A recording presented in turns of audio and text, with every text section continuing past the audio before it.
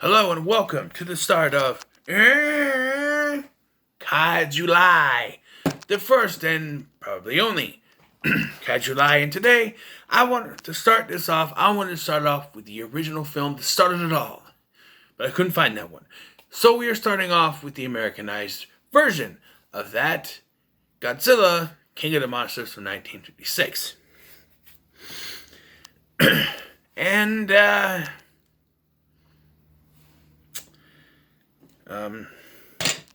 hold on a minute. My throat's a little scratchy. Let me just get something to drink here. Sorry, I was gonna do this before the video. Now, all right. Now, appropriate. I have some Asian tea for this, huh? All right. So, my thoughts on Godzilla, King of Monsters. So, I watched this on an app. I don't remember what it's called. But, this movie is an hour and 20 minutes long. It's not that long. But, so I'm sitting here. I'm sitting there on the couch watching this, and I'm wondering, after I've watched it, I'm sitting there, I'm going, this started a franchise? I don't understand. And, you gotta realize that it was the original Japanese version that started a franchise. Not this version. So it appears we have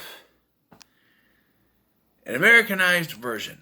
Because in 1956, I guess they didn't know how to dub. Probably. They do dub some of it. But I don't know if they just thought Americans couldn't understand this type of movie.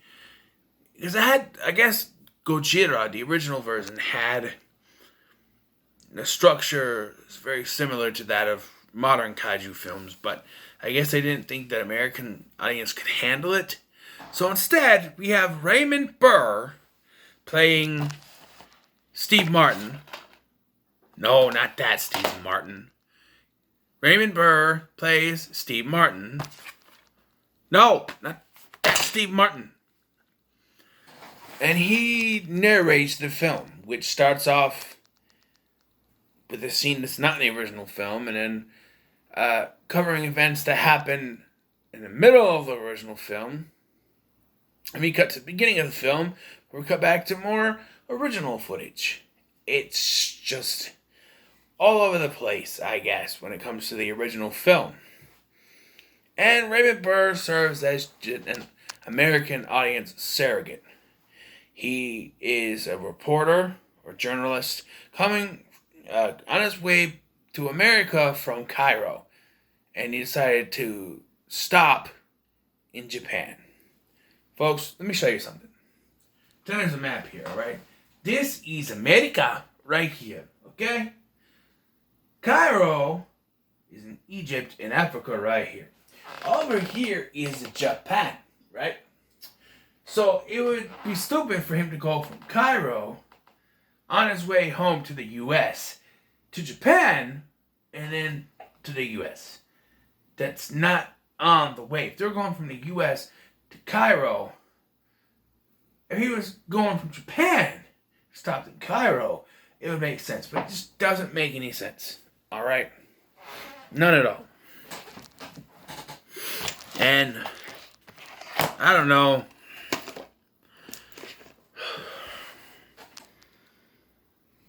The transition between American and Japanese footage, easy to figure out as well. The Japanese footage is a little more grainy, whereas the American footage is a little more clean. The whole thing is in 4.3, which, I'm a fan. The Godzilla effects are decent. There are sometimes you just go, because you can tell, especially when the city's on fire, you can tell it's not really fire. It's like an animation type thing or whatever. Reminds me of the Fleischer cartoons from back then, you know what I mean? Um, and there are times that I guess certain things are said by Raymond Burr in a voiceover that aren't really true. There's a scene where there's a Japanese man trying to explain something. He's speaking in Japanese. In the original version, he's talking about an island. No, in the original version, he's talking about whether or not they should destroy Godzilla, I believe. However, in this version, Raymond Burr narrates that he's talking about an island. An island which, when this scene takes place, was already destroyed. And that's fine for an American audience. Like, well, if they think American audiences are stupid, they're not going to... Oh, he's speaking Japanese, not going to understand it. What about Japanese Americans? Japanese Americans who speak Japanese and will go to see that for the very first time in a movie theater, and we're like, but that's not what he said. You know? What about Japanese people who watch it after the fact? You gotta think, people. Nothing against Raymond Burr. He's freaking Perry Mason, for God's sake. But he's fine. But they don't even keep his continuity right. In the first half of this film, he's seen smoking cigarettes. In the second half of this film, he's got a pipe. People, you cannot just go from cigarettes to a pipe. It's not the same tobacco. At least I don't smoke, so I don't know. But I'm pretty sure it's different. Nowadays, they use pipe tobacco to roll cigarettes. But back then, I'm pretty sure it was a little bit different. And the fact that he goes from just smoking cigarettes at the beginning of the film to now having a pipe for some reason. Maybe they wouldn't let him smoke cigarettes in the building that he was in, but he can smoke a pipe. I don't understand that at all. I know it's not really on topic, but you know me, I go off topic all the time, and I just don't understand why he switches halfway through the film. Who knows? The Godzilla stuff in this film actually is some of the best stuff.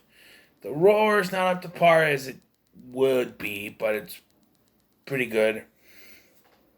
Like I said, the effects are pretty decent, except when they're not.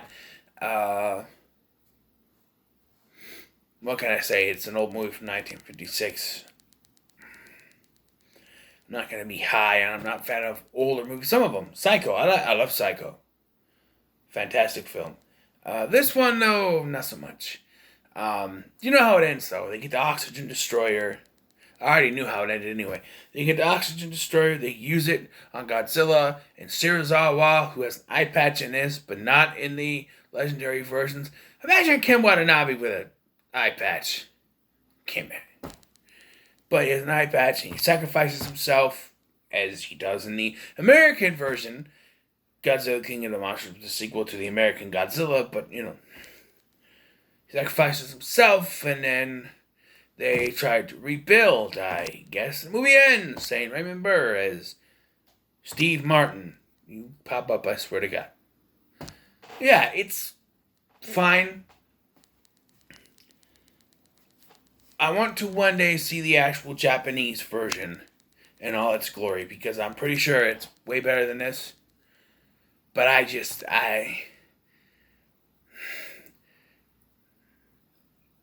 thank God they learned how to, you know, just dub the Japanese versions. I know, before you start wagging your finger, I know that they made a direct sequel to this in 1985.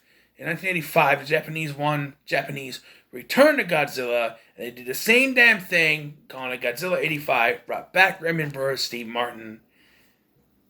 Which, by the way, the beginning of this film, I should mention, starts with Steve Martin in a bunch of rubble, implying he's the only survivor of this destruction. So, a bunch of Japanese people can die, but the one American who was there can survive, right? Americans that strong, they can survive, but a bunch of Japanese people have to die, right? What a message. Americans are stronger. Only one American, he survived, and a bunch of Japanese people, they died. I don't know. I don't know. So I'm not gonna do ratings in this, much like my history of Bond. I'm just gonna talk about the movie and what I thought about it. So yeah, this was fine, nothing spectacular. I'm not sure what comes next. Hold on, let me look quick. You're gonna hear some noises. I need to look at the other Godzilla movie I have on the Roku. Or I have a couple of them actually, but search. Godzilla Zone. Auto Zone. Okay. They was Destroy All Monsters in 1968. Okay, so the next one to watch in the next installment of Kaijuly, we'll be taking on another kaiju besides Godzilla. A more kinder, gentler kaiju. Well, not in this version. But, and the only female kaiju that I know of. But that's next time. So, thanks for watching. I'm Scotty. I'll see you in the next one. And like, share, and subscribe. Motoraya, Motora.